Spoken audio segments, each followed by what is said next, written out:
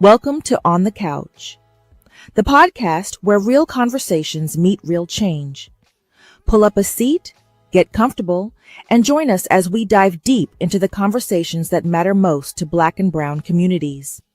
Hosted by Dr. Diamond and an incredible lineup of co-hosts.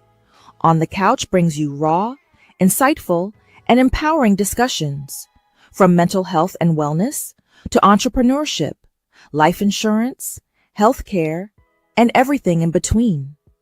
Our mission is simple: to educate, uplift, and create space for conversations that need to be heard. Whether you're here for practical advice, motivation, or just a dose of inspiration, you've come to the right place. So sit back, relax, and let's talk about the things that shape our lives, our futures, and our communities. This is On the Couch, where we keep it real, keep it relevant, and keep it moving. Let's get started. Good morning. Good Saturday morning to you. Welcome to On the Couch. And we are happy that you're joining us this morning. We will not be having Miss Toya with us today, but hopefully we'll have Dee dropping in. We have Mark waiting in the wings. So today, of course, our topic is about Black history and society resistance to our truth. This is something that, many of us, know about, hear about. Currently, we're going through some things here in the United States, removal of our historical facts. But we're going to get a chance to delve into this topic. And again, with Black History Month almost coming to an end, we have one more week of Black History Month. But remember, we're always Black 365 days of the year, and our history is ongoing. So without further ado, I'm going to go ahead and bring Mark in so we can just chop it up, have a discussion about this. And here he comes. Hey, Mark. How you today? I'm doing good. We're having some warm weather, even though it's supposed to get cooler later on and everything like that. It's a little drizzly here. I stepped outside earlier, but I know yesterday I think it was like in the 70s, so I stepped outside a couple of times, even though I was at home. But today through Tuesday, I'll be at the center because I'll be at the center today. I'll be at the center on Sunday because we got a church service, and I'll be here Monday because of another dance class. And then Tuesday, we've got the great Branford Marcellus coming to perform. So I'll be here with his performance on Tuesday and everything like that. So we got a number of things taking place here, including Melissa Harris Perry, the great reporter that'll be with us in March, along with our film festival. And we got some classic films that we'll be showing, including The Wiz, Five Heartbeats, and Daughters of the Dust. And we've got some newer films, including some about the loss of hometowns and things along those lines. So definitely in Black masculinity. So we've got a lot of things taking place here at the center, as always. Got a quilt up on my wall and got a number of other things, including an exhibit of some of the great blues festivals that we used to do back in the day. And I'm hoping that at some point we can get it back and everything like that. So yeah, lots going on here and everything along those lines. So definitely always glad to be here with you and all in that space. Can I borrow you? Can I take a point of privilege as one of your great producers and everything like that? Because I want to share something that I saw earlier today, and it actually comes into our conversation and all along those lines. But I think it's something that we need to listen to, hear this pushback that one of Trump's allies got, and everything along those lines. So I don't know if you can bring up on your side what I'm sharing. Yes, I could. So I will do that. Here we go. All right. Well, I'm gonna play this, and I'd love to hear people's reactions to this pushback to Kevin Leary. Also love to see that America is really the only civilization that's ended slavery, and so I think we need to have both elements. Do you think I love America? I'm sure you do. No, I mean, do you, as a military veteran, of course, veteran, do you think I love America? Of and course. Do you also think that erasing what actually happened to my ancestors that actually fought for this country don't think when it they should couldn't be even sit at erased. land? But it's not just about trying to erase it. It's about actually acknowledging and doing something about it. It's one thing for me to acknowledge something, and there's something else to sit here and act like there's nothing that needs to be corrected. This lovely gentleman sat right here and tried to erase it, literally sitting next to me, literally. So even doing the comparison, saying, would you rather go to China or not go to China? Are you a veteran? So that means you never raised the pause means no. So that means he never raised his Wait a hand to say, second. I'm willing to die for this country. Let's stop talking about just the Dow. Not only was I willing to die for this country, both of my grandparents Thank you were. for your service. That's right. Thank me for my service. So how dare he I sit here thank and you for ask your me? service. So how dare And he I- sit here and I feel ask me proud would that I you're rather able be to in China raise when these I was willing to topics. die for the country that is locking up the people that we're talking about. There are more black men enslaved than those who were enslaved in 1850 in the prison system right now in 1850 that did not actually get the due process that you guys are talking about, that actually had to take plea bargains because they could not afford adequate law attorneys, which is why I'm in law school, by the way, right now. Shout out to FAMU. So to sit here and ask me, what country do I live Let me in? point It's something called out to America. you. You can't point Okay. nothing out. I to me. do. That's I what want you to keep say getting this. confused. If you were on the Last Abby word. Phillips Well, I show don't wanna hear Chinese version, you wouldn't be But here I'm not tomorrow. the Chinese version. You're I'm in here America. the You American get to version. say All right. The black. I know, You and I'm should saying enjoy your it, freedoms. and I'm saying it, and I'm enjoying it, I'm and I proud fought that for you can mine say that. and yours. All So right. thank me for my service. All right, my friends, listen. Thank me for my service. Listen, I'm not disparaging. I just want you to thank me. We're going to bring this to a close. I mean, I do think it is worth acknowledging that you don't have to prefer China to say that I want to be able to, in this country, I just both point out, live in the I'm country so- and we're critique so it at lucky the to same have time. these freedoms Sure. and be able. I thank Yeah, you for your service, I by know the that's. way. I think that she's actually saying the same thing, that she's expressing her right to criticize, to acknowledge the past and how My bad point or is, how good it every was. time So somebody I don't know that you guys disparages are a all that. democracy, I don't say, know that you "Where do guys are all wanna that move far. to?" But nobody Where do you disparages wanna go to? democracy. All And right. I answered your question, All and right. you still didn't deal with Thank the you, issue guys. at hand. Hey, Next- listen, I didn't serve. next for but us. I'm So then proud you to should tell- be The panel quiet. is going No, to I give should us say their thank you for your nightcaps. service. Okay, let's take this out of the stage, and put it in the back here. That was a good clip because I actually saw that. Yep. And from my perspective, again, it is about erasure. Yep. He was a classic example of what that means when we talk about our history and how it is either erased, ignored, or dumbed down, like it didn't happen. One thing I can say about our white counterparts, it's not all, because there are a lot of them that are acknowledging that we have our history and we are the history of the United States. Many of them feel like gaslighting us. This is not what happened. That's not what occurred. Well, I'm sorry, but many of us have sat down with our family members who told us exactly what was going on, especially in the South. Yeah. So you cannot erase someone's history to make you feel better. So I think that's what he was doing. But I like the fact that sister stood her ground with him. She did not give him an inch. He wanted to take it, but she refused to allow him to do that.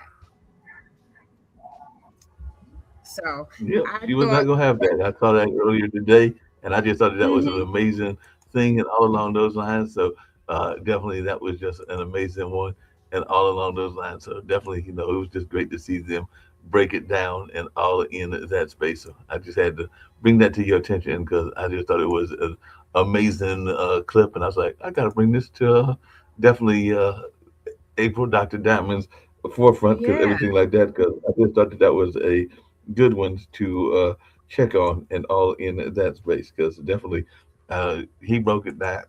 I mean, she broke it down. She broke it down big time and everything like that. And definitely that was just an amazing one that I saw. And I thought about you when I saw that one and everything like that because definitely I was going like, well, that's kind of what she's talking about and all in that space. So definitely I was like, they are definitely trying to erase history. I think that the judge in Philadelphia said that they had to put it up to back up the exhibit because he was not feeling that and everything like that. So he was definitely saying that they had to put it back up in that space. So definitely that was a great thing to hear that they had to put it back and hopefully they will keep it up and all in that space. But we'll see what they do in this whole notion of whether they keep it or don't keep it. But I was just had to bring that to your attention. I thought that would be a good one to at least get the conversation going and everything like that. Absolutely. I think that's a great segue into what we're discussing today. It brings, it highlights exactly the discussion and why these discussion needs to happen, and not just because it's Black History Month. We need to make sure these discussions are constantly happening amongst ourselves, especially with our children. They need to know where they're coming from, where they're going, because if they don't know where they're going from their past, then what do they have? You know, you can have your future, there's nothing wrong with that, but you need to know how your future became what it is, because there were other people in the past that, you know, were there and sacrificed a lot. This week, and actually I discussed this with you and Blue the last time that we all were together when Blue was on with us, and I began my research on trauma in film. So I did begin to start watching that, and I ended up watching and rewatching, you know, a lot of the movies I already saw. But the other night, I happened to see a documentary on Black Wall Street. So I definitely wanted us to highlight and touch on that. It was very impactful for me. It was very hurtful. It was, there was I can tell you it was an overflow of emotion, but the biggest one was anger, because these people that, and our folks, came out of Reconstruction and they began to build because that's all they did. Remember, these are people that work in the fields hours at a time. So they knew what to do. They knew how to survive. They build their community for their community to be taken out within 24 hours based on a lie. Right. Yeah. And it was so disheartening because they worked so hard. I mean, Mark, if you just looking at the beautiful places they had their own law offices, they had their own hospitals and doctors, everything you can think of as far as Black excellence they had. And to add insult to injury, after shooting people down into the street, do you know they looted them as well? And the white women were wearing their fur coats and hats and walking up and down the street, like really to remind them that you are nothing and we are, you know, better than you. And again, to me, it was about definitely jealousy. I feel the same thing for Rosewood, but what do you think? Now, we talk a lot about Black Wall Street here at the Haytie Center. I'm actually one of the staff historians. People forget a lot about the Black Wall Streets that existed. Definitely Rosewood was one of them. Tulsa is one that a lot of people know. Durham was definitely a major Black Wall Street, and all along those lines. I love the quote that we have from W.E.B. Du Bois, where he talked about a lot of the things that we could get. You didn't have to go to Searles, April. You could actually get a mattress made by a brother from right here in the area. You could actually even get a suit made by a brother and everything like that. So a lot of the things were self-contained and everything along those lines. People forget that Central Park was a Black Wall Street, and there were a number of other Black Wall Streets, including some out in California and a number of other places as well. So there were a number of these Black Wall Streets that existed that were self-contained, and they were destroyed by a number of means. It was the fire in some cases, where they were burned down the villages, like what they did in Wilmington, and definitely there was the whole notion of the bombing, like what they did in Tulsa, and then of course there was the one that it was probably just as harmful in the way that they did it, which is the way they did it here in Durham, which is running a highway right through what was a thriving neighborhood and all along those lines. So definitely that is something that folks are not paying attention to, is the ways that these things were destroyed and systematically destroyed. They were done intentionally and done in a way to get folks in this horrible situation. And a lot of things we're still recovering from. I like the quote that the young lady said on the clip that I just showed you, where she was talking about this whole notion of how much there is a prison system. And I know that Dean works in the system, as do you to some degree as well, but a number of folks can't afford a attorney or can't afford the privileges that some of our rich folks have, and all along those lines, which is why the prison system has a disproportionate amount of African Americans in them. And I don't care whether you're in New York or South Dakota or North Carolina, there is a disproportionate amount of Black and brown folks that are in the prison because they don't have the resources that some of our white brethren and brothers have, and all along those lines. Yes, agreed. They don't have the resources. And of course, from again starting a part of this research, I find that all of these systems were designed purposely to keep the Black community down. And it's unfortunate because I always go back and forth in my mind is what is it? What is it and why can't you stop? What is it about Black people that you feel like you have to keep attacking us or coming for us all the time? What is it? When will you stop? Can you stop? Is it an addiction? What is making you feel like, oh, we have to make them feel less than, Thank you, Dean, for joining us. So we're beginning to talk about in society, Black history and society. So, you two gentlemen, I am going to pose a question out here as we go along. This question is about the resistance. So what does society resistance to Black history look like to the two of you? I mean, resistance, we're seeing some of that resistance in my mind. It's like the marches that we're seeing and a number of other things that are going on as well. So definitely protest is a form of resistance. It can also be a form of boycotts, because there have been some boycotts of some organizations that were not being fair to us and all along those lines. So there are a number of ways that you can have resistance and all in that space. So there's a number of ways that resistance is available in all in that space. But definitely I'm a big fan of peaceful resistance, whether that's like the way that Dr. King did it, or whether that was boycotts or a number of other things. But there are a number of ways that resistance is possible and all along those lines. But I'd love to hear Dean's thoughts as well. Now, when you say resistance, you're talking about resistance to the thing that we call Black history, which we do 365 days of the year?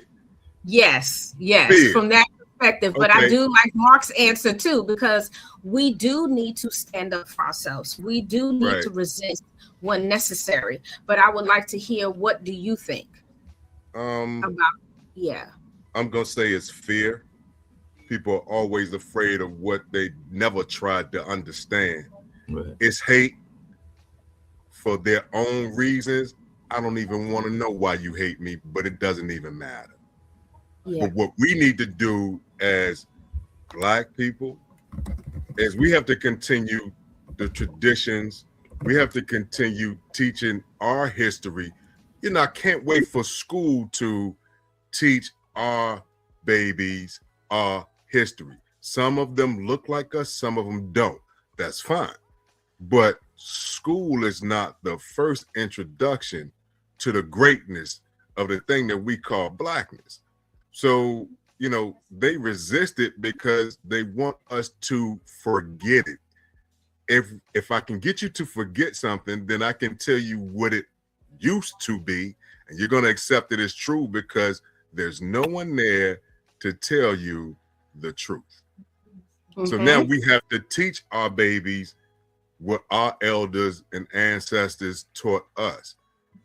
And unfortunately, we weren't always of the presence of mind to write those things down or record those things. So now we have to try to recall that as best we can. However, still recall it before it's spun around and then it's told in a totally different way. The same way they had those books that said the slaves were happy.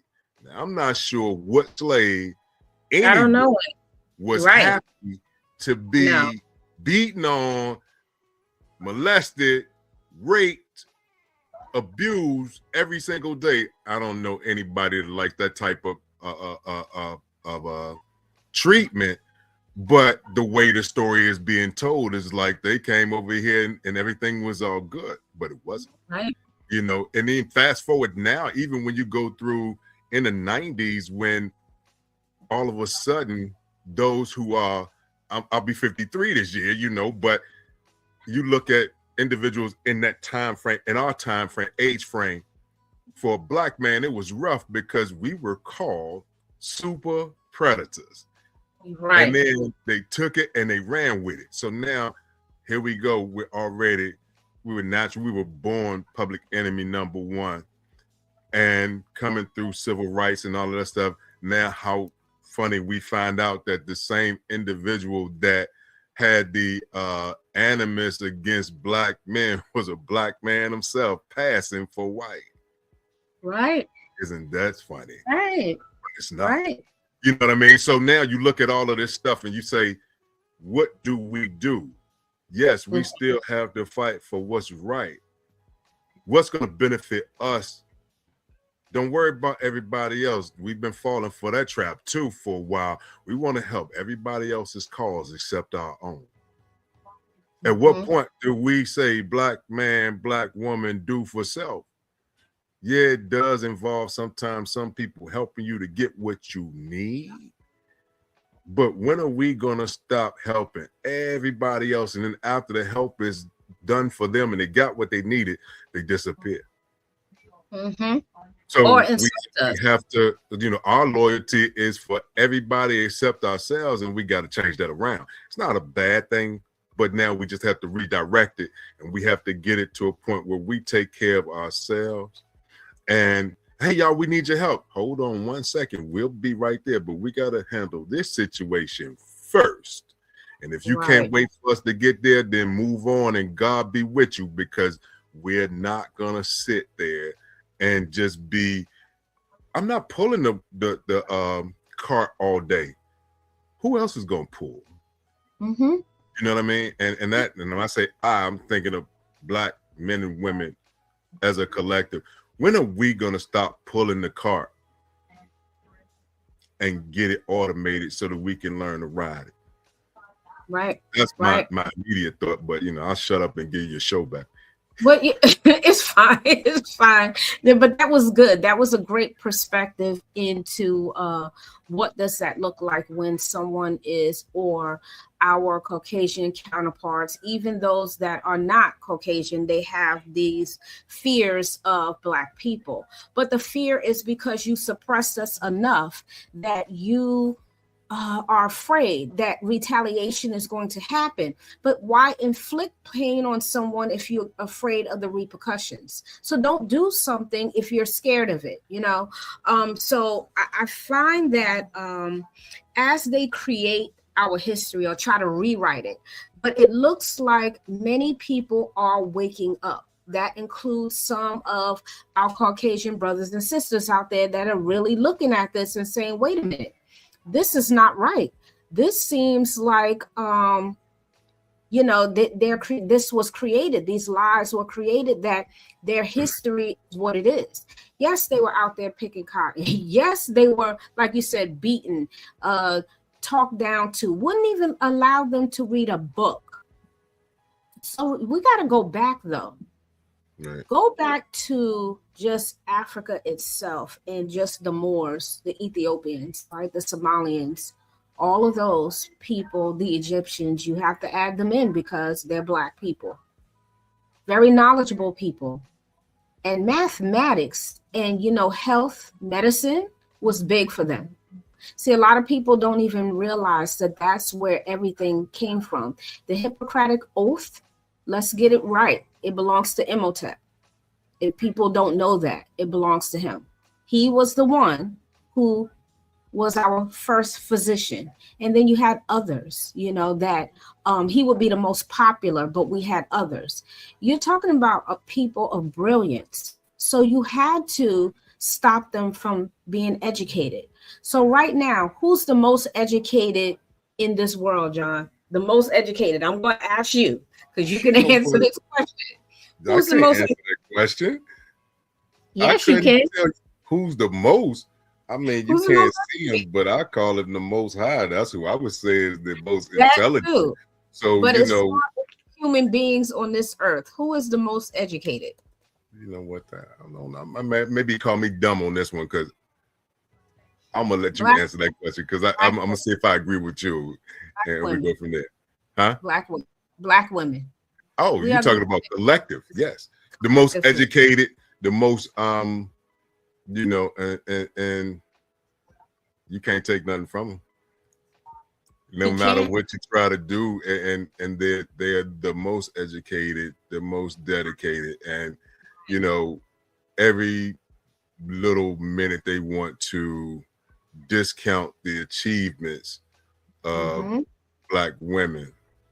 But if you look, and then it's kind of, I guess, hypocritical because you don't want black women to do nothing but they nurse your babies. That's it. Oh, did I say that out loud? Yeah, I did. You did, but that's perfectly fine because it's the truth. It is the God honest truth. We are supposed to say in these little boxes that they put us in, and we are not supposed to say a word about that. Like, oh, put them where they belong. But where do we belong? Tell us where we belong, because you've been telling us forever. So, but as far as I'm concerned, I'm one of those that's going to come out of the box on you. I'm not going to allow you to suppress me because that's what you feel you need to do. It doesn't work that way. And to me, that I can say there are many reasons why I'm the way I am. It's the women that I grew up with. It's women that I've seen on TV and how they broke out of that box. You have so many that have done great things and they refuse to lay down, and they're not going to, and we shouldn't have to. And hiding our history is not, it shouldn't be anything, nothing we should do is hide that. That is good, bad, and ugly. The trauma that we deal with our past history affects us today. It affects us. Dr. Guri, she talks about that quite often in post-traumatic slave syndrome. Her book is based on how the traumas of the past has affected us, but it's still affecting us because you have the person that's sitting in the White House that wants to erase it, because down the street from him is the National African American History of Culture Museum, and he can't take it. And he's been in the museum. He's been in there. But it's too much history for him. It's too much truth for him.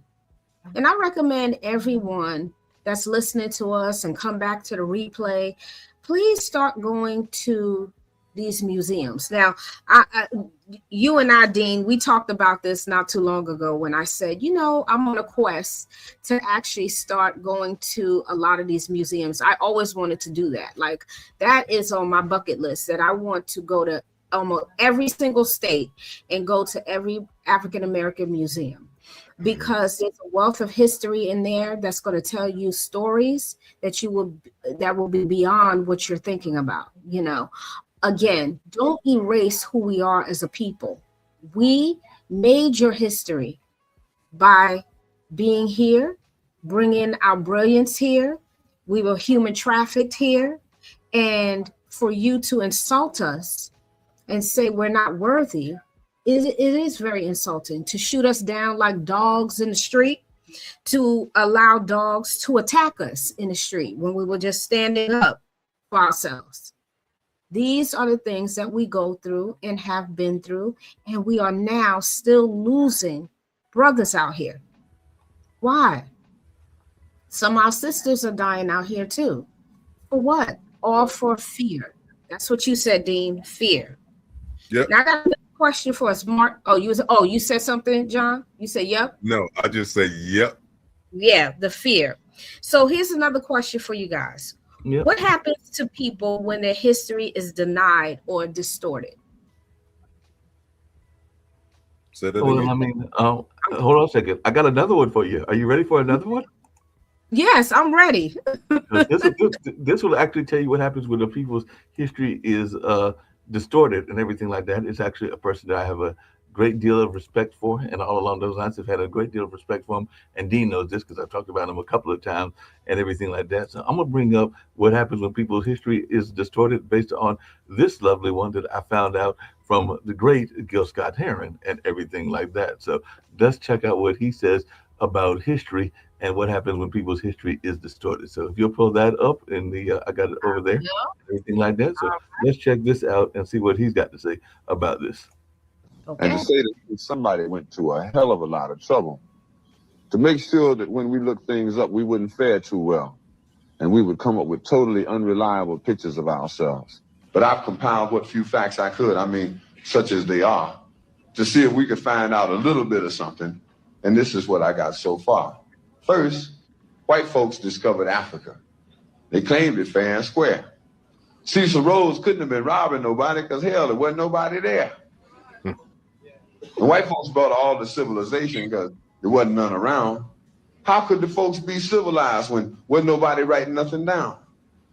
And just to prove all of their suspicions, well, didn't take too long. They found out that there were whole tribes of people in plain sight running around with no clothes on.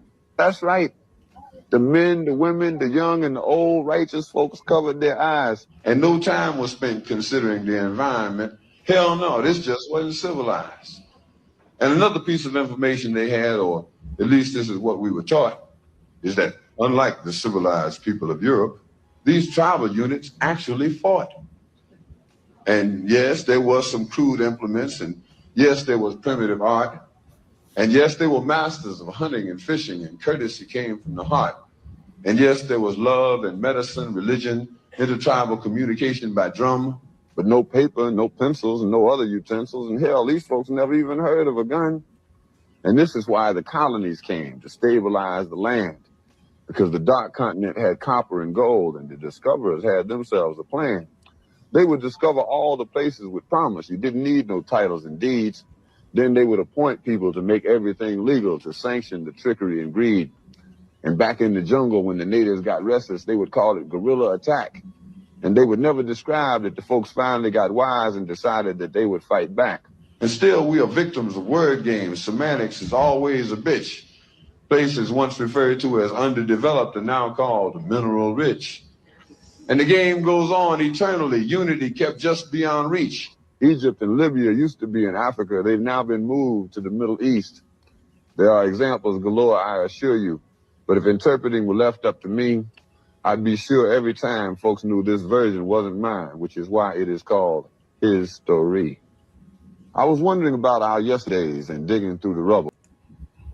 Okay, that was really good. Wow. Very powerful.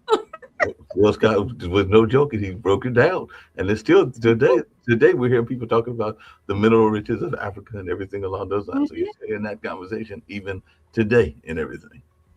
Well, I like the fact, like he said, how can you say you making people civilized if nobody is there? According to you, nobody's there. I like that. Like, really, but you see how common sense that is, and how irrational the thought is that you're going to a place that's inhabited with people on it, but yet you're saying that this is yours. How? There are people living there. You can't just tell them, oh, well, you got to go. But they did it, though. They did it. They actually did this through their butchery. I hope no one gets offended, but I am going to speak on the religious aspect of this because they did use religion a lot. And one thing that we have to remember is that they twisted it to what they wanted it to be. And a lot of what I understand from watching Knowledge is Power, is something I watch on Facebook, that they took the Ethiopian Bible, which was 88 books, and then they twisted it as the Vatican and these monarchs and Christians as they Council of Nicaea. Yeah, and they changed it to what they wanted it to be. I don't know if you two gentlemen have heard that, but that's what they did. They made it and created a Bible, especially the slave Bible. I know we all heard about the slave Bible. I've never read it. I don't know if have you two guys ever read the slave Bible before, or anyone that's watching us. Have you ever heard seen the slave Bible, read anything from it? And if you have, what was your feelings about it?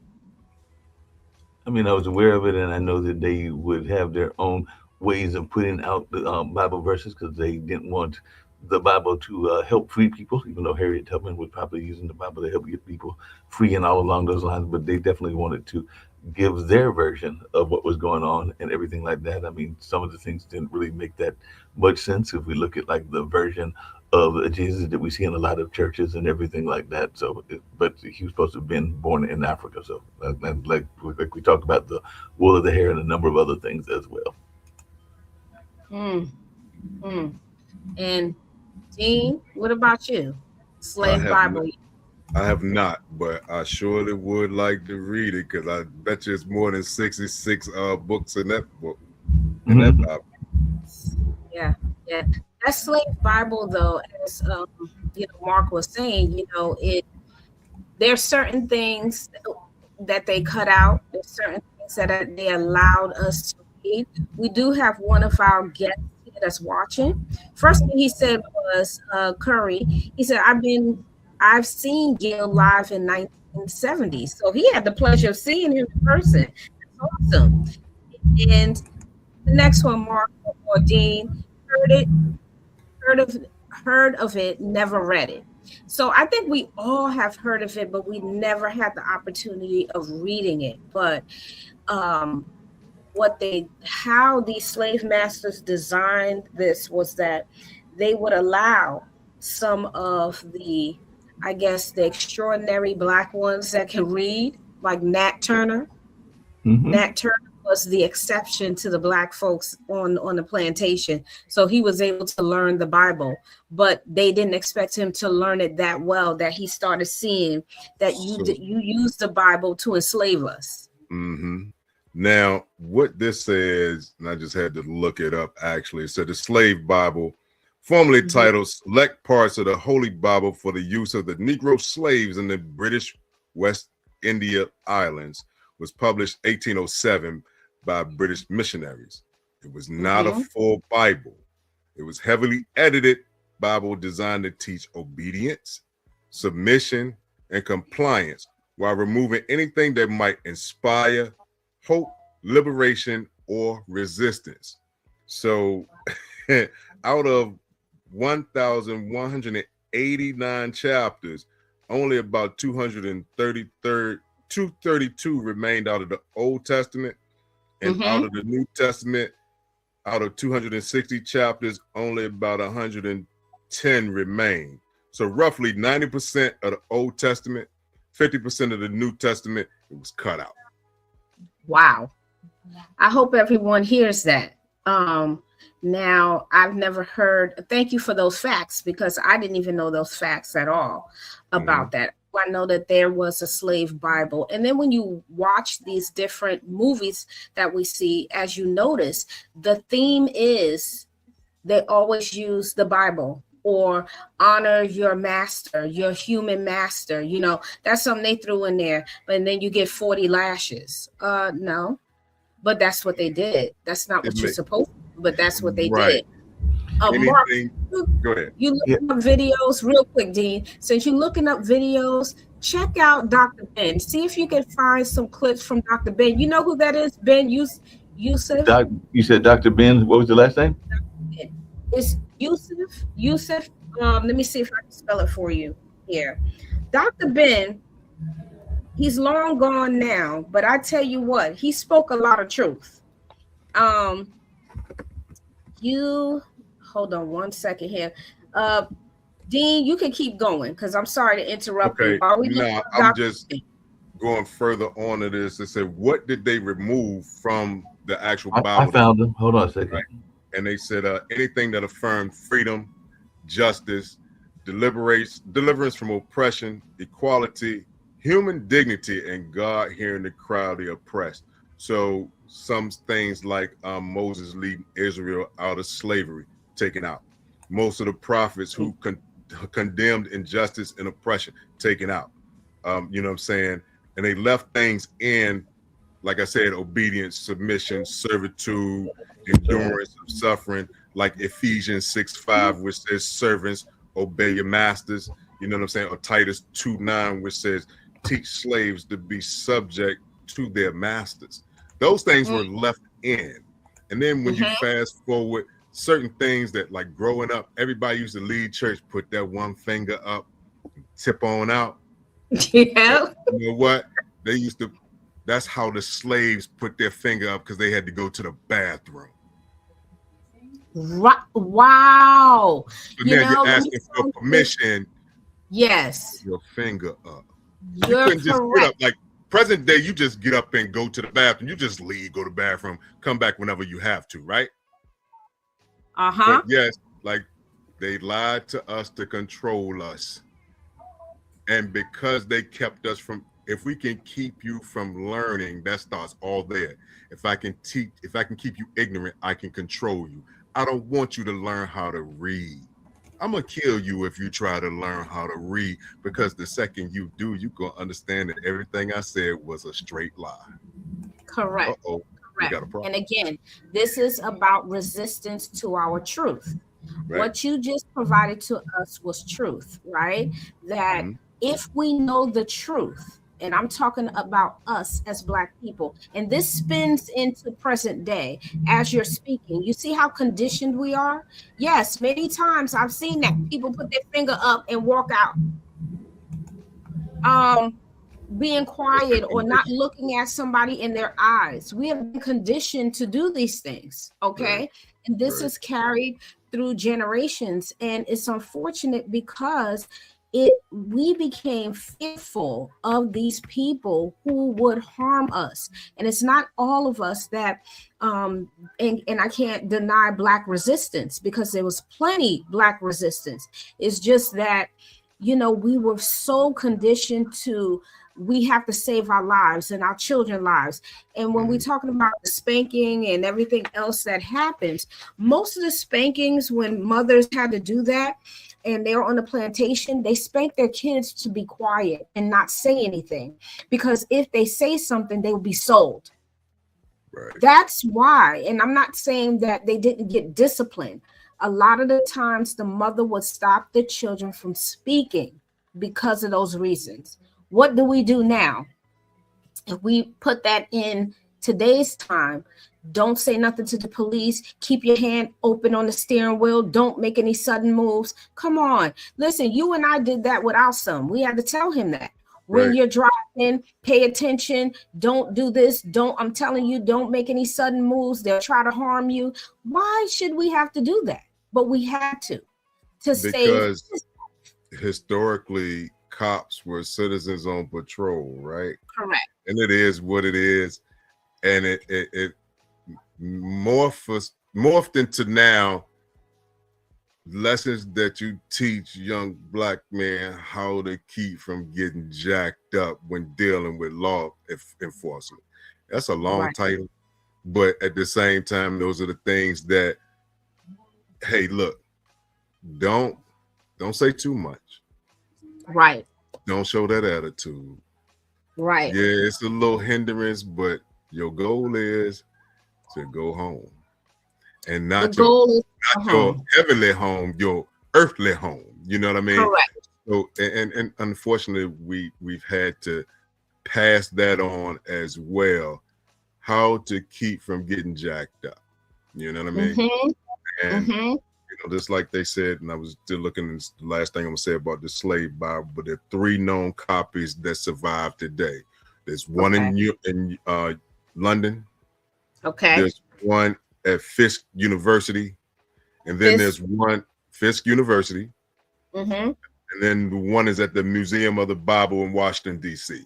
Unless they have moved it and taken it out, because, you know, Orange Julius, you know, he just tried to remove a whole lot of stuff, but they told him to put those that stuff back up in Philly. So, you know, eventually, we got 3 more years. Golly, that's a long time. Lord, we got 3 years of this mess. I know. Really. I did put in the chat, everyone, about Dr. Yusuf Ben. Now, Dr. Ben, you know, my aunt had the opportunity to go to Egypt with Dr. Ben. And Dr. Ben educated her and everyone else that was on tour about the Egyptians, who they were, what they brought forth, the things, and also the good and bad with them, because, you know, they did enslave the Nubians, you know, many of them did that. But there was a time with how they ruled and what they looked like and all of those things. And as she learned all of this history about the Egyptians through Dr. Ben, she brought a lot of that stuff back to me. So as a teenager, I learned a lot about who Dr. Ben was and how important he is and why he talks so heavily about our history and the importance of learning it. And he didn't care about the fact that others did not like what we were saying. Unfortunately, we have to say what we have to say about it and be strong about it and matter of fact about it. So I'm going to play a little clip of Dr. Ben, and then we will discuss what Dr. Ben had to say. And then we'll go back to the question that I did pose about what happens to people when their history is denied or distorted. So let's hear Dr. Ben. Oh, well, let me see. I can't play it because Mark has to play it. So we'll wait for Mark to come back. And in the meantime, again, I want to talk about, what happens to people when their history is denied. So what happens when our history is denied is that we become ignorant of who we are and where we're going. There's confusion about who we are, what we've brought forth, knowledge of self. And I always talk about knowledge of self. You need to know you, where you come from, where you're going. Oh, Mark, I was about to play Dr. Ben, but I can't. You have to play it on your side. So I brought him up. So you can play Dr. Ben real quickly, and then we'll discuss that question. I would like to first express my appreciation for your invitation. It took me 50 years to get to Tuskegee. 50 years ago, at age 16, I applied for entrance to Tuskegee. My application was accepted, but the immigration laws of the United States of America were such, and I don't think they have changed much, that I couldn't get here. I remembered that such had happened to a man before me by the name of Marcus Messiah Garvey. He was invited by Booker T. Washington. I don't know if you know about him. I heard you don't have a Booker T. Washington Day. Unusual. But anyhow, probably better thoughts may come about and there will be a Booker T. Washington Day at Tuskegee. But anyhow, Marcus Messiah Garvey was invited by Booker T. Washington to come to the United States. The facts are that red tapes in the immigration department, Garvey arrived 6 months subsequent to the death of the great Booker T. Washington. So taking 50 years to get here, nevertheless, I got here. I do not know if I would have taken the course of action in my life that I have now taken. However, I was lucky enough to slip through an engineering course and graduate and a few more courses, and here I am. Dr. Yusuf Ben Yakinen, a renowned African historian and scholar, delivered his famous lecture, Black Man Wake Up, as part of his lifelong effort to challenging the widespread miseducation of African people. In this powerful lecture, Dr. Ben Yakinen, also known as Dr. Ben, emphasized the need for Black people to reclaim and celebrate their rich cultural heritage, which has been systematically erased or distorted by European colonization and white supremacist ideologies. Dr. Ben argued that Black people have been miseducated through Western-centered narratives that have systematically excluded the achievements of African civilizations. From childhood, many Black people are taught a version of history that marginalizes African contributions to the world, culture, knowledge, and civilization. This has led to an internalized inferiority complex among many of the Black community, which, according to Dr. Ben, is one of the greatest obstacles to Black liberation and empowerment. He called for a complete overhaul of the education system to center African history and achievements. Within the context of my education, if you could call it that, I would prefer to call it the course of my indoctrination, my training. which started in Ethiopia, East Africa, and continued in Brazil, Cuba, Puerto Rico, the United States Virgin Islands, England, and Spain. Been around a few places. And in all of these places that I've been, I never once received an education in the history of African people. Yet I thought that I've educated myself down through those period of time. And it is because of that self-education in those things which meant most to me as an African person that I decided at no time would I stand still in these halls of indoctrination and not rebel with the necessary documentation of the lies that are being taught in these halls.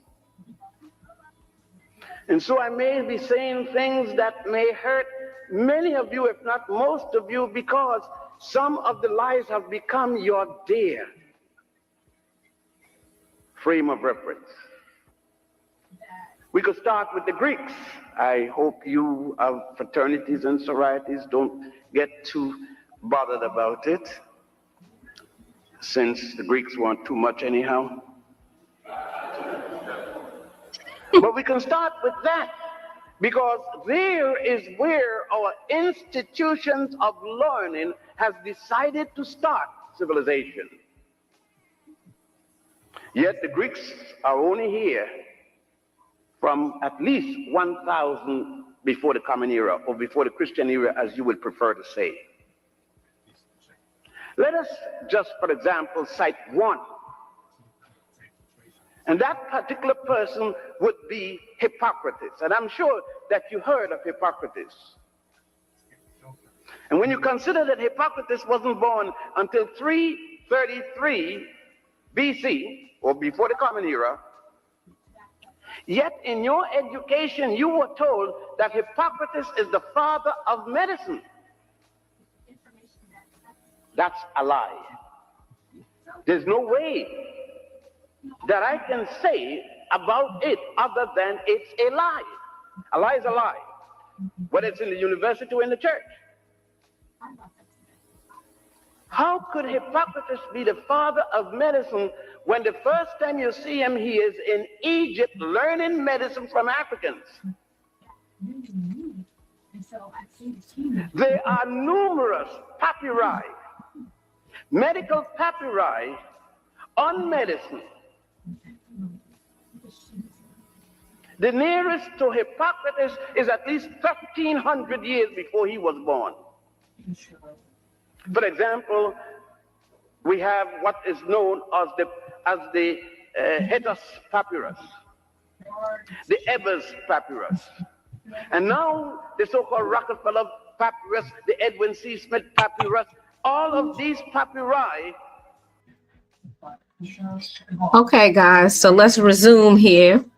I just want to give everyone a glimpse of Dr. Ben. You know who Dr. Ben is.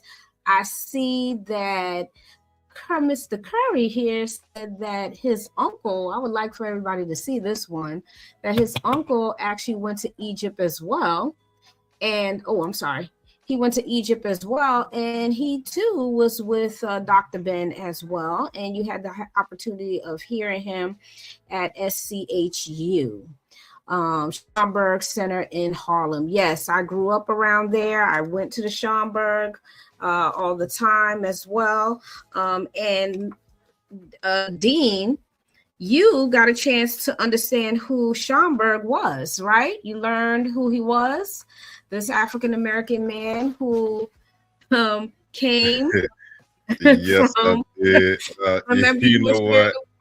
Yeah. I did. And, you know, for years, when you just look at, it's funny because you can look at names and you think one thing and correct and be corrected in, you know, what you what is and what isn't.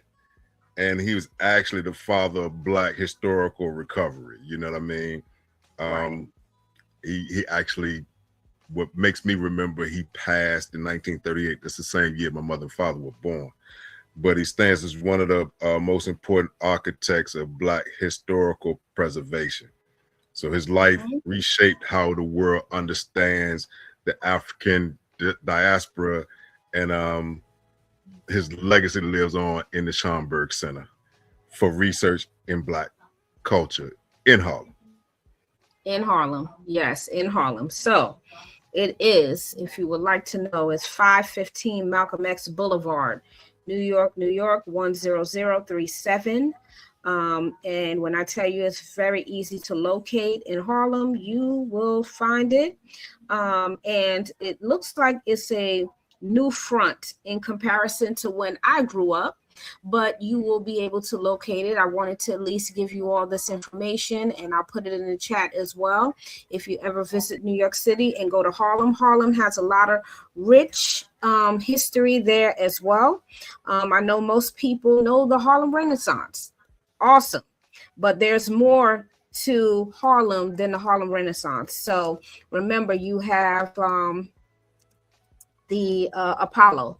The Apollo Theater has history behind it, how their artists came to be, the significance of the actual bark that they rub their hands on for good luck. Check it out, and you will learn that history as well, because it is very fascinating how they ended up, bringing that inside of the Apollo Theater.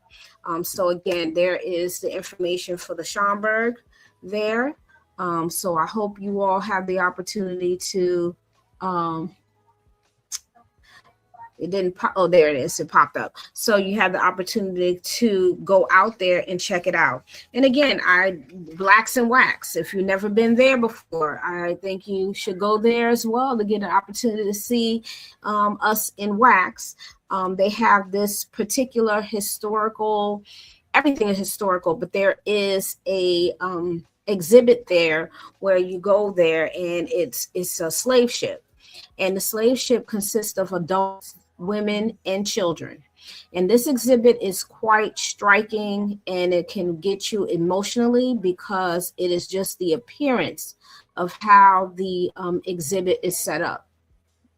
And again, these people did these things to us. So to carry the trauma of today, and we still have it. And then the confusion for us will be, why are you resisting our truth? This is our truth. How can you erase something that has happened to a whole group of people that never asked to come here in the first place? So, again, when we think about the distortion or the denial of our history, yes, you're confusing us. There is also a level of feeling inferior because our history is not valued like others. They talk about the Jewish Holocaust all the time.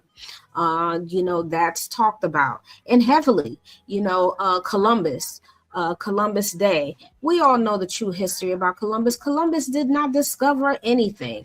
If you know that, the man didn't discover anything. And to be honest, he was a criminal, as well as the ones that was on the ship with him. And if memory serves me correctly, I believe his first name is Luis Niños, an African who was the navigator that brought him to the Americas, because this fool didn't know where he was going. He thought he was going to India. What happened? No. And you said who was the navigator? Yeah. For the thieves? Yeah, he was on the ship with Columbus. Because remember, they sailed the first time and they didn't know where they were going. They end up going back because they ran out of supplies and food and whatnot. And then they ended up getting a Black navigator who brought them to America. But really, it was the Caribbean. That's where they ended up first. And this is where they came upon the Native Americans, because they were there. And they were in these Caribbean islands. And, the beauty of these islands is where they decided, hey, this is ours. and they started claiming land that didn't belong to them, as they did Hawaii. There's a great history with Hawaii as well, and how they took their land from them, the Europeans did. Everyone knows, hopefully, about the Berlin Conference, when they went over and all the European countries sat down and decided to break up the continent of Africa. And if you don't know it, I would suggest that you really read about that. Because again, if you look at the future right now, you have Ibrahim Traore and 2 other countries that are now putting them out and resisting them, and having them understand that what their truth is. And their truth is Africa and their countries belong to them, not the Europeans. So we're saying that. So Dean, what do you think? What happens to people when their history is denied or distorted? What do you think? What do I think? Yes. It's being lied and distorted in real time. When that happens, like I said, it's manipulated. So if I can keep you from learning what is, I can tell you what I think I want you to believe it to be. So I can tell you the sky is green, but if I never taught you your colors, you would believe me. Mm-hmm. You know what I'm saying? And once you learn what your colors are, then you'll realize that either I'm colorblind or I'm a liar. You know what I mean? So it's one of them things where they take parts and they cherry pick different things. They cherry pick things, they cherry pick religion, they cherry pick all of these different things. They don't tell us about our people and our greatness and things that we were given absolutely nothing to work with, and we made miracles happen. Mm-hmm. They don't teach us about those things. Right. We would have never known about the 6888 had the movie not come out. Some people would know, but a lot of times we like to keep stuff to our detriment. We'll only keep it contained to a certain group of people and only tell a few. Mm-hmm. And then once those few pass on, so goes the truth. So now someone is making up a whole new narrative about what was, instead of, we got to start tooting our home. And even if no one is originally listening, somebody's going to start paying attention. All of the things that our people have done, starting, let's go all the way back to all of the things that we enjoy, like lights.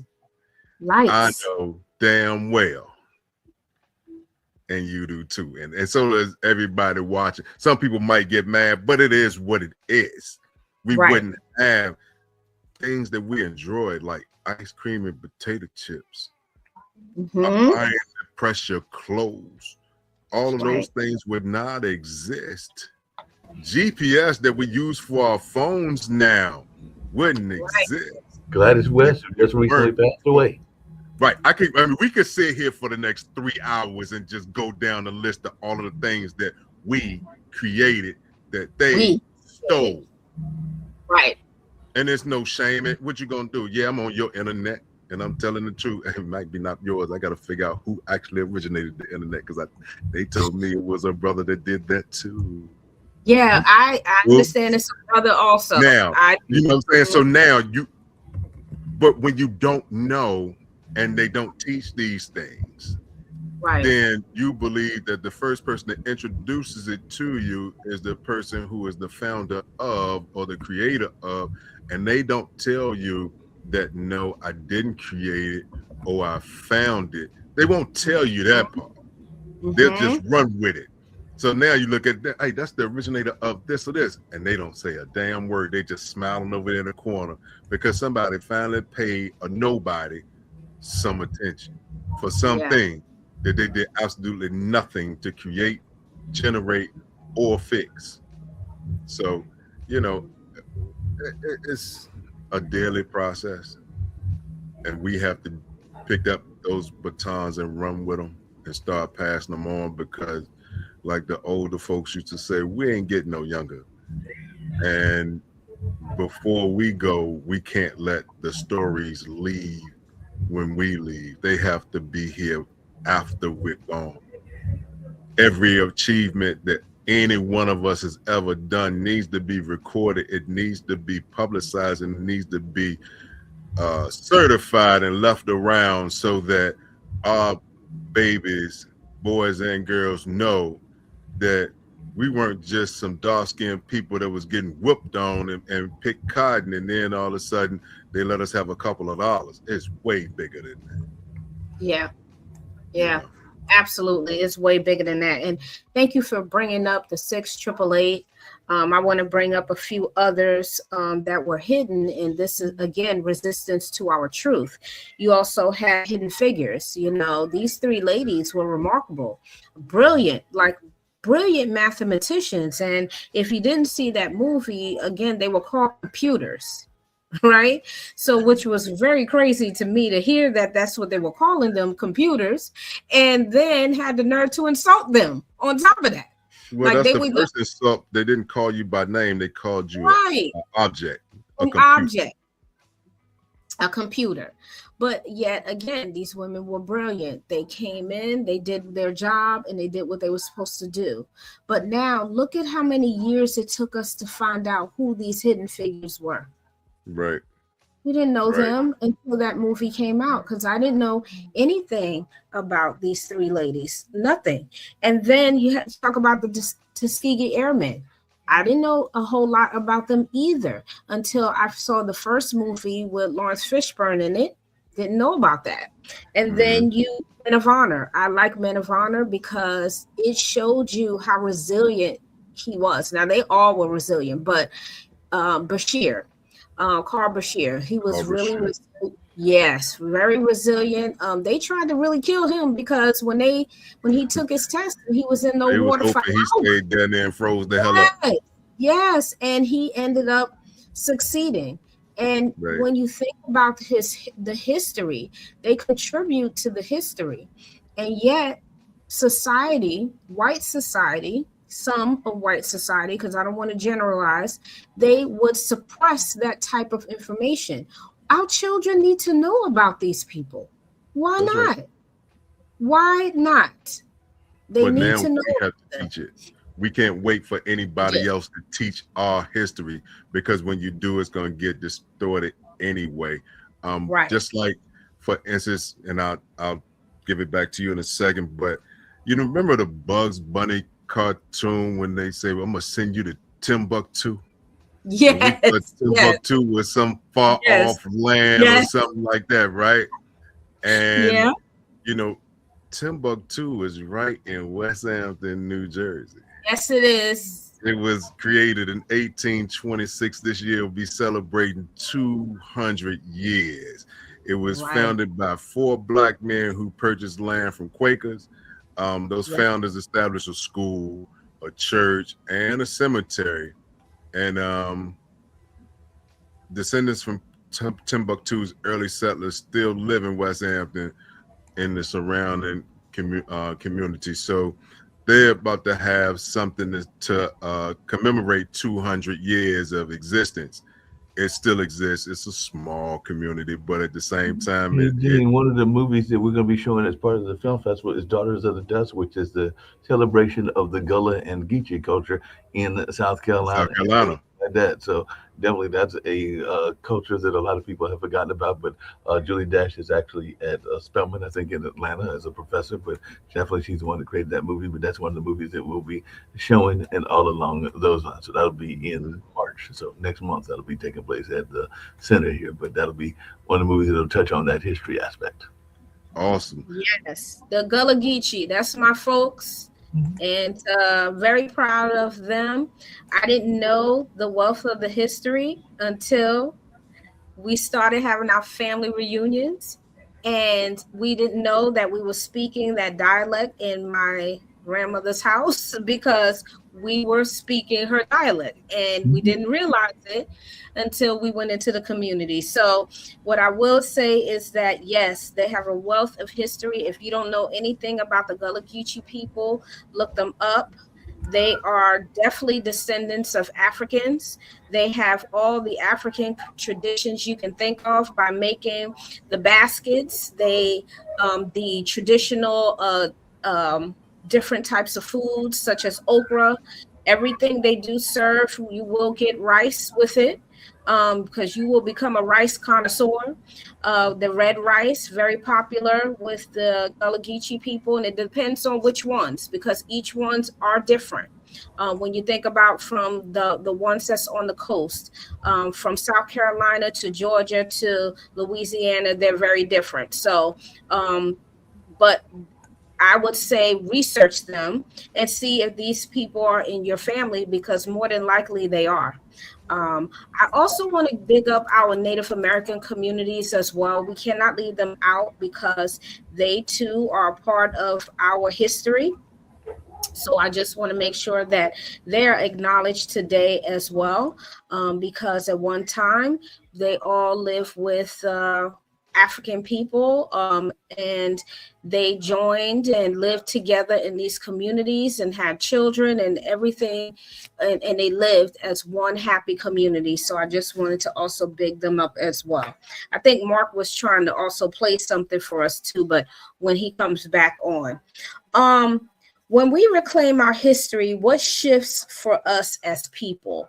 So when we reclaiming our history, and we do need to do that, our pride begins to build. That's what I see. Once we start shifting and reclaiming who we are and where we're going, I We see. definitely have to reclaim who we are and what we're doing and Yeah. everything like that, because there's so many inventions that we forget about. I mean, the refrigerator, as Dean was saying earlier, and even the GPS that people are so much concerned about, and glad to have that GPS when they're going from point A to point B and everything like that. But I had even heard that we were involved in the creation of the helicopter and everything like that. So there are a number of Wow. things that we are involved in that folks don't always give us credit for and everything like that. Now, if you talk to other folks, they'll say that it was a white gentleman and everything like that. And I haven't confirmed everything about the helicopter, but we were definitely involved in the at least creation of some of that, which is going on in that space. But there's so many great inventions that we have definitely been part of. I've got a good friend of mine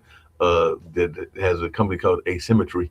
And Renee Daughtry talks about a number of the inventions that were out there, particularly in the science fields and everything like that. The three light traffic signal by Garrett Morrison, and even that automatic elevator door by Alexander Miles. And we've got one of those elevators here in the center and everything like that. And the home security system, Marie Van Britton Brown, the portable refrigeration, Frederick Jones, and advancements in computing and other fields as well. So we definitely did a lot of things. People forget about the elevator when they get on the elevator, that they're getting on something that was invented by a brother. Even some of the things you'll get a kick out of this, because I know you and Dean are still playful at some degree and everything. But there's a popular gun that a lot of kids love to play with back in the day.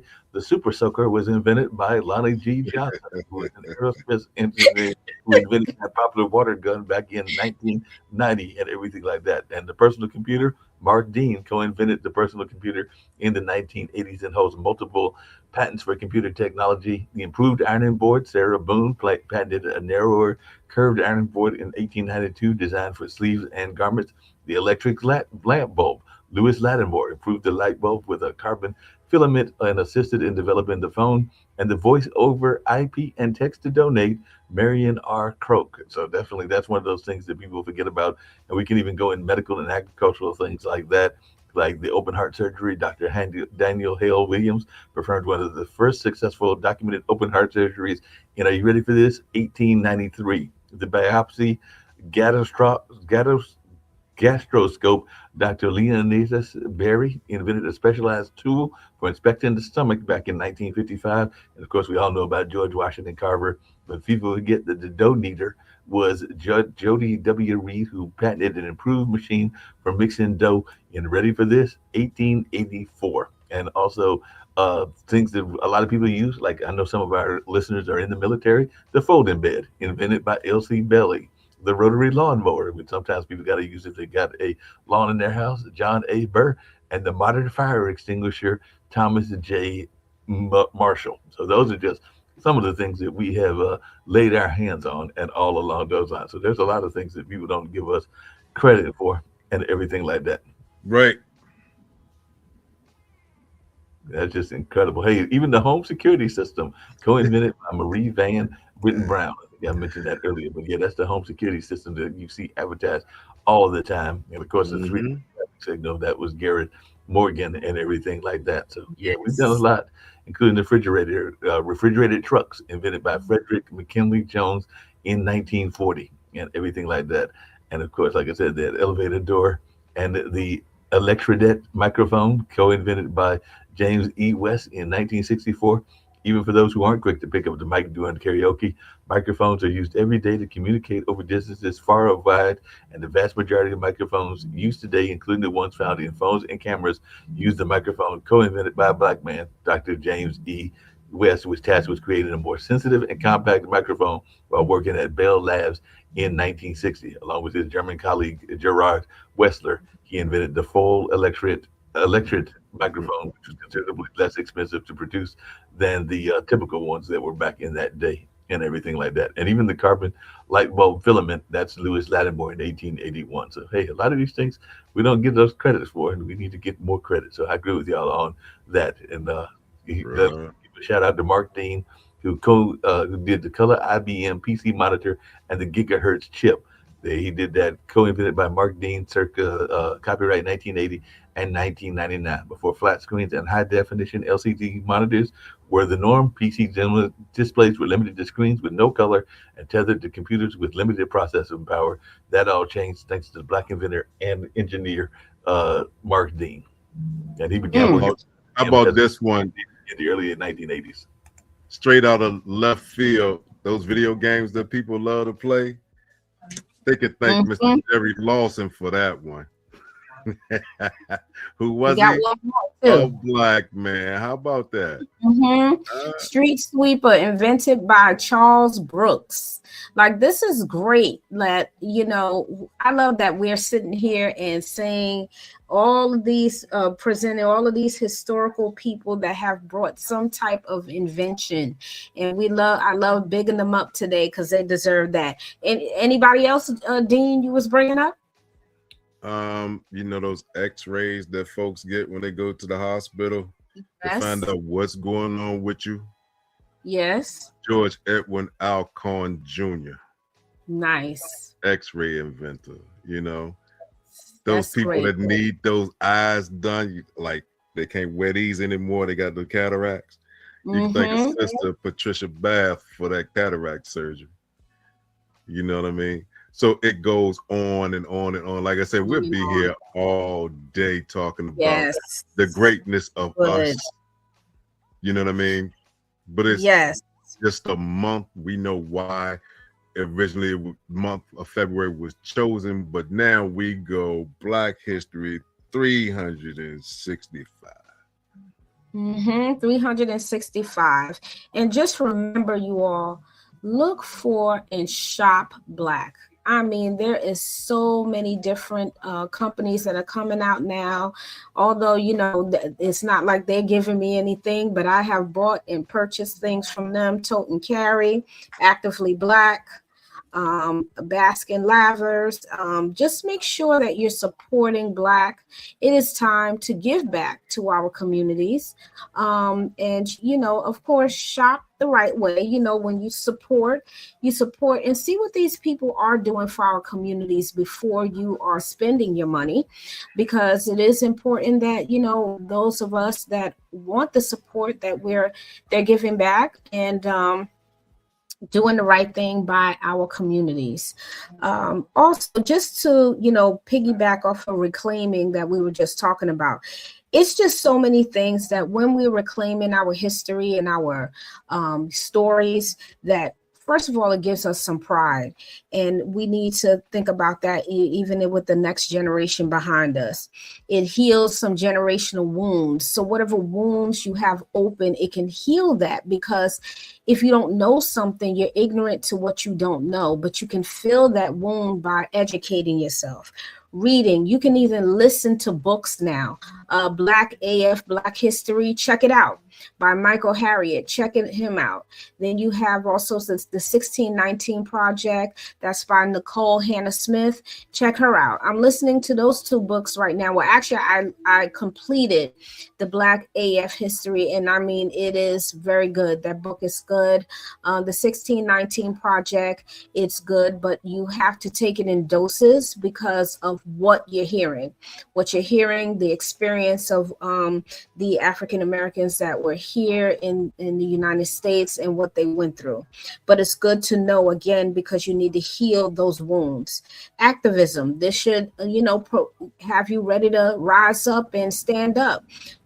Speaking of rising up, standing up, sorry about that, but I actually had to do a couple of tours because we had a group of students that were here, and I'm glad to say that they are in that field and everything, because one of the young ladies, I think that was Sheena, is going to be studying in the whole notion of putting neuro things in our brains. And this was a sister, but she's actually studying at Duke the whole notion of neuroscience and everything like that. Nice. So, as you are thinking about the different things that we have to fight in terms of ailments, I know that Dean's got some things that he deals with. I've had things I've dealt with. My brother has had things that he's dealt with as well. Some of these advancements in science might be from a sister like Miss Sheena.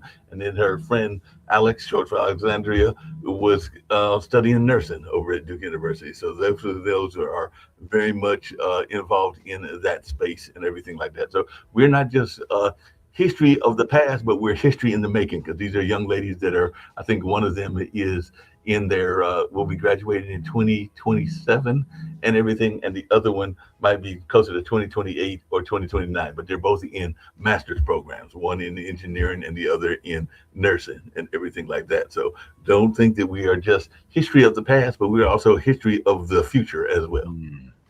Yeah. So we have a question here by Doug Curry, right? Here, this is the challenge question for us. Augustus Jackson is known for what? I'm not sure. Giving us something to think about, Doug Curry. Okay, so that's the two gentlemen are looking this up. We're gonna give you the answer, but I'm gonna potato chip, but I'm getting ready to look it up. Potato chip. Okay. I'm impressed. Apparently, he is the father of ice cream. So, oh wow! Do you hear that, you guys? Listen, those of you that hear it right now live and you're coming back, Augustus Jackson is known for creating ice cream. Isn't that something? Ice cream. Philadelphia, Pennsylvania. Thank you for that. Thank you.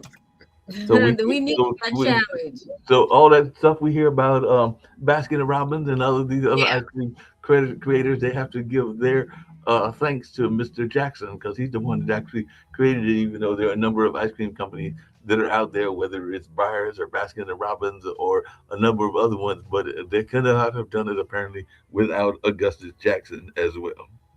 Yes, right. Exactly, without him. So as we moving on along, I mean, this discussion is very good, and I know we're getting closest to the end of the show, but I want to talk about a little bit, I have one more for you, just because it crossed my mind. I hadn't even thought about this one. Since he's asking that question, there's a very basic thing that we all use every day in one form or another. Sometimes it's the version that he invented and everything, but there's a very important invention that Philip Downing invented. Do you know what that invention might be? Philip Downing? Yep. Philip Downing. Apparently, Philip Downing was the inventor of the operating street railway switch, but he was also the inventor of the standalone mailbox. So the mailbox that you see, that big blue mailbox, that was actually Philip Downing that created that. He said, "I'm not carrying all this crap around. Y'all put it in the box, Dad." I'm writing all of this stuff down because I'm passing this wealth of knowledge along to the little one. And we talked about that gentleman with the ice cream. Apparently, he had a partner in crime, because Alfred L. Kroll invented the ice cream scooper. So we got the brother that invented the ice cream, but we also got the brother that invented the ice cream scooper. What was his name now? The ice cream scooper? What was his name? L. Krall, Cralle, born in 1866, passed away in 1920, but he created the ice cream scooper. Wow. And again, how would we have not known? We don't know any of these things because they're hidden from us.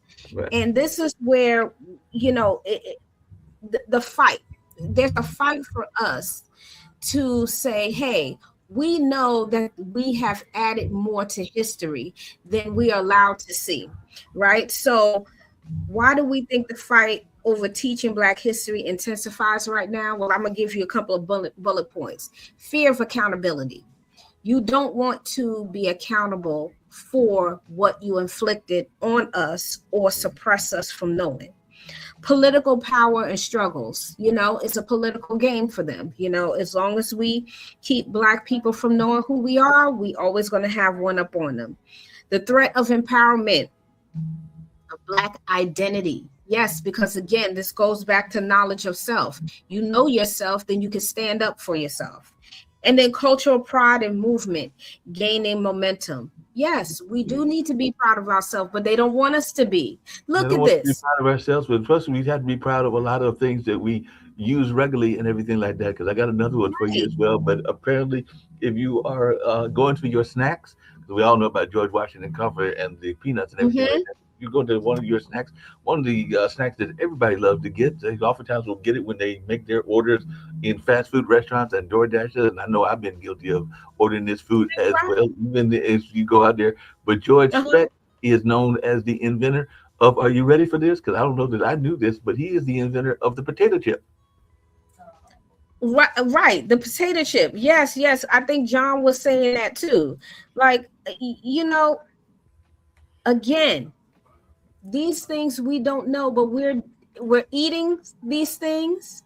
We're working with these things. These things make our life easier because of these inventions and these Black brilliant people that created these different things. Well, John, do you remember when we met Bobby Seale? I most certainly do remember. I had the honor to sit beside him at the NAACP event and talk to him for a little bit. Very personal. The famous Bobby Seale, the Bobby Seale, sir. The Bobby Seale. I never had the pleasure of meeting Bobby Seale. I did have the pleasure of having actually in this building, right near this elevator and everything, the pleasure of meeting Dick Gregory when he was living.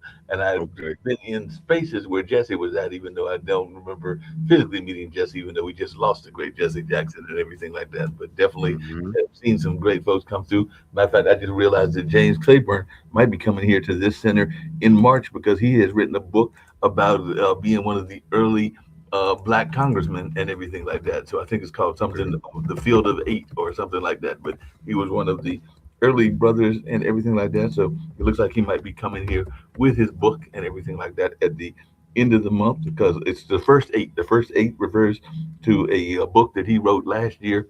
And it's the personal history of the pioneering Black congressman who shaped a nation. So it's actually speaking of history, at the first eight Black men who represented South Carolina in the U.S. House of Representatives during and after Reconstruction. So this is immediately after Reconstruction. Wow. And he's written a book, because he's a representative himself, but he's written a book about his people that were his predecessors. Wow. Listen, that is great. Let me tell you something.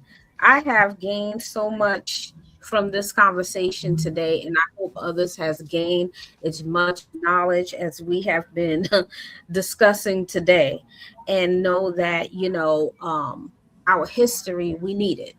And yes, we have others that are very resistant to us learning it.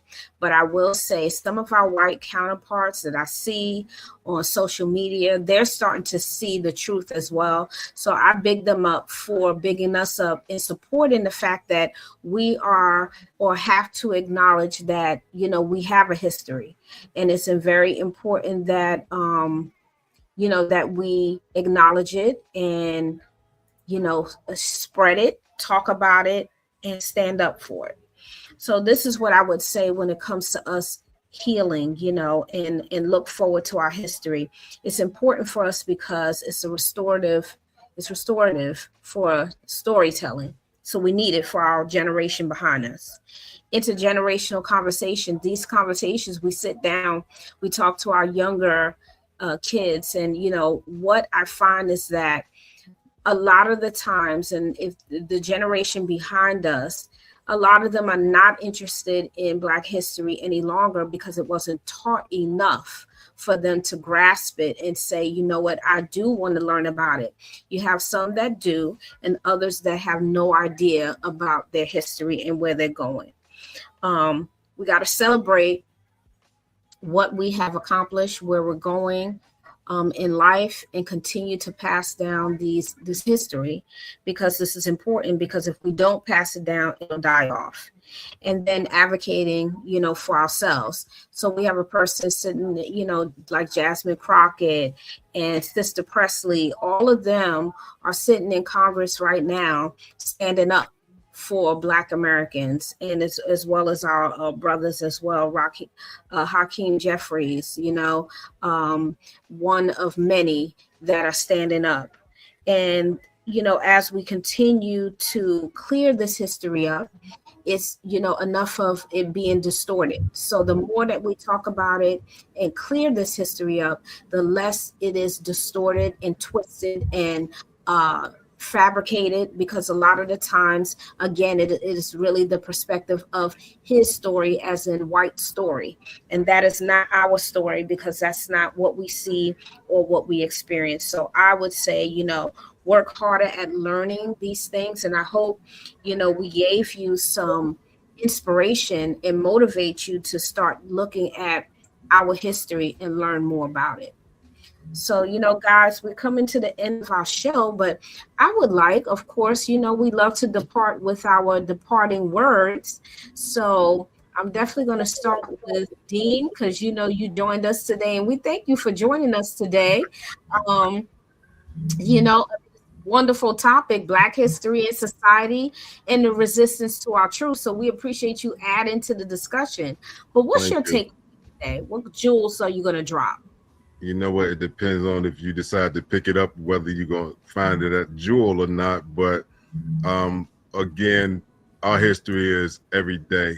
It's something that there's always, like it's been said before, every day is a school day. So you're always going to learn something new. You're going to learn something different. You're going to learn something to challenge what you normally were taught to believe. And then you have to do a little bit more research to decipher what is and what isn't. I did want to give a shout out to the Most Worshipful Prince Hall Grand Lodge in New Jersey. They had a health awareness seminar this morning. So the next one comes up on March 28th. It's kidney awareness for March. So be sure to, lock in and tune in to get that information for that. Make sure that you take care of the babies as best you can, because if we don't teach, they'll never be able to elevate, and each generation should go a little bit higher than the one before. So, but in order to do that, we have to teach, and not only just our history, but the basics, the mathematics, the English, the history, and all of those things come into to making a better us. Some people won't follow. Some people don't want to learn, but that's okay, because if we can we can reach one, who will reach another one, who reaches another one, then we should be fine. And Mark knows this, that I'm about to be quiet, but it's time for me to go. And like I always say, when you walk outside your front door, it's showtime and the world is your stage. Just make sure that people are not watching a rehearsal. So that's it for me. It's a six-man Dean Geronimo, and I'm gone. All right. And Mark, what jewels are you going to drop for us today? about to be out as well and everything. I don't care where you are in the world. I don't care if you're in New York, New Jersey, or if you're in North Carolina, or if you're in uh, Seattle, Washington, or if you're in Bangladesh or where you are in the world, there is history all around us. And we need to make it a point to understand the history in the places that we live in and all along those lines. Even though he wasn't a African American and everything like that, I remember growing up seeing a poster about Horace Greeley because he made a stop in Warrenton, North Carolina, which is the town that I was raised at when I was a young man before getting into the adult years and all along those lines, because I had been born here in Durham, but raised in that town from about fifth grade through college and everything along those lines, and now in my 60s. But he was the man that said, "Go west, young man," and there was a plaque because he had made a stop in that particular town. And there were some other things that were historical in that town, including it being the home of the environmental movement and environmental racism because of it being a dumping ground and all along those lines. And I think there may be a plaque honoring that in that town as well. So no matter whether it was a positive news or non-positive news, whether it was in your culture or not in your culture, we've all got a great amount of history that we should be studying and learning. So don't just think that history is something that is withering away in the books. There is history even in the town that you are in, and just make it a point to go out there and learn some of that history, some of your local history, including in your own community. It might be that your church members and your church family may have some of that history that they want to share, and all along those lines. But definitely get out there. I know that we're fortunate here in Durham to have a couple of historical places. We've got the Homestead, Duke Homestead, which is a farm history. We've got the Durham History Museum. We've also got Stagville, which is literally on slave grounds, and it is dealing with a lot with slavery and everything like that. So we've got the Stagville Museum, and of course, where I work at, the Hayti Heritage Center, and all along those lines. So there's a number of historical places that you can go visit, even if you were to come to Durham. And of course, Greensboro has got its civil rights museum as well. And like I said, we're hoping that we'll be seeing some historical figures come through this area as they have done in the past, whether it was Dick Gregory, whether it was people like Reverend Barber or a number of others. And hopefully more people will be coming that are either making history or that have been part of history, and they'll be coming through these places. So wherever you live, make it a point to try to hear the speakers when they come as well, because I know I haven't done it recently, but I used to love going and seeing who was coming on Duke's campus, who was coming on North Carolina Central University's campus, who was coming at UNC's campus, and even NC State's campus. There might be times that I just wanted to go hear the lecture. I remember hearing a lecture on Native American culture, maybe it was before the pandemic, so it's probably about 6 or 7 years ago, but that's just because I happened to stumble across that particular speech that was going on. So a lot of us live in towns that have colleges nearby or that have academic institutions. So I would just urge us not to think that it's just for the students, because a lot of times you can go as a member of your community to hear these great folks when they come to lecture as well. So I would just urge people to take opportunities to learn, because we never stop learning in life. From the time that you were born as a baby to the time you leave this earth, you are learning. And there are even some people that argue kind of what you and Dean were talking about, that even after we're gone from this earth, we're still learning, because maybe we're learning about the next phase and everything like that. But I know that while we're on this earthly plane, we are learning from the time that we put out our first breath to the time that we give our last breath. Thank you so much for that, Mark. And thank you for joining me today. And I will see you again soon. Thanks a lot, Mark. All right. So let me give my closing remarks here as well.